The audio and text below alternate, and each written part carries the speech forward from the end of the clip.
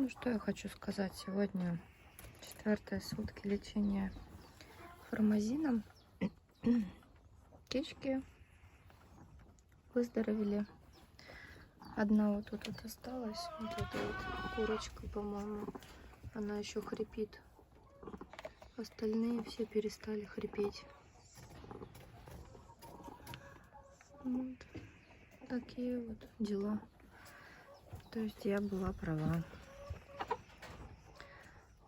Сейчас я их после лечения антибиотиком пропою витомом для нормализации пищеварения и дам ему витамины. И все у нас будет хорошо, да? Грязные. На земле вот минус содержания, конечно, на не в клеточном содержании, что они грязные потом все. Вот.